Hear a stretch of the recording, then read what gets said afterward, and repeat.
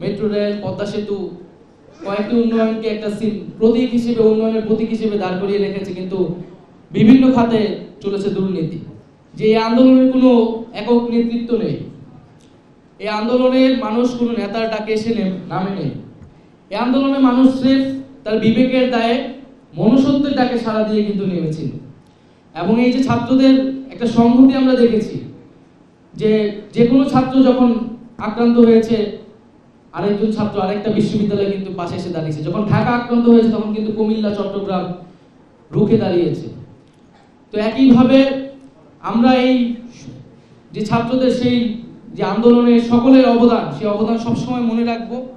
তাদের এই আত্মত্যাগ জাতি চিরকাল স্মরণ করে রাখবেন। এবং আমরা আসিফের যে আত্মত্যাগ, সেই আত্মত্যাগ কখনোই না ভুলি। আসিফের পরিবারের পাশে আমরা সবসময় থাকব। এবং যে রাস্তার কথা বললেন, এটা আমার জন্য নতুন কোনো অভিজ্ঞতা নয়। আমি ঢাকা শহরেই থাকি, আপনাদের থেকেও খারাপ অবস্থায় থাকি, এর থেকেও খারাপ রাস্তায় চলার অভিজ্ঞতা আমার আছে। তো আমাদেরকে, আমরা জানি রাস্তাঘাট আমাদের রাষ্ট্রের যে সক্ষমতা, সেই সক্ষমতা অনুযায়ী কিন্তু এগুলার ব্যবস্থাপনা করা সম্ভব হতো, কিন্তু দুর্নীতি এখানে প্রধান অন্তরায় হয়ে দাঁড়িয়েছে। আমরা হয়তো দেখেছি বিগত সরকারের সময়ে কয়েকটি উন্নয়ন, মেট্রো রেল, পদ্মা সেতু কয়েকটি উন্নয়নকে একটা প্রতীক হিসেবে, উন্নয়নের প্রতীক হিসেবে দাঁড় করিয়ে রেখেছে, কিন্তু বিভিন্ন খাতে চলেছে দুর্নীতি। ফলে আমাদের যে দৈনন্দিন জীবনে ব্যবহৃত রাস্তাঘাট, সেগুলো কিন্তু একটা বিশ্ববিদ্যালয়ে তার আশেপাশে রাস্তায় এরকম হইতে পারে। এটা থেকে বোঝা যায় যে এই রাষ্ট্রের ব্যবস্থাপনাটা আসলে কিরকম। ফলে অবশ্যই আমাদের সেই দুর্নীতির যে অন্তরায়, আমরা আশা করছি সেই অন্তরায়টি, সেই বাধাটি প্রাথমিকভাবে কেটে গেছে।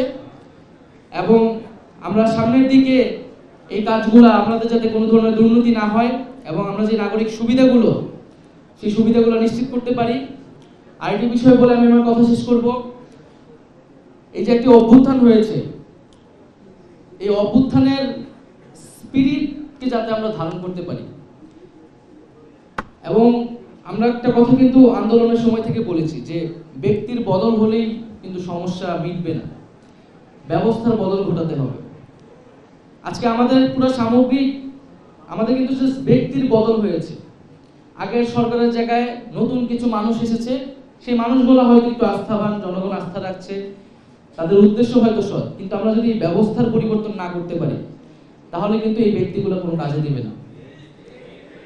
কারণ আমাদের বুঝতে হবে যে আমাদের প্রশাসন, আমাদের সংবিধান, আমাদের আদালত, এই সব কিছুর ভিতর দিয়ে গত 16টা বছর কিন্তু বাংলাদেশ চলেছে এবং সকল নিপীড়ন চলেছে।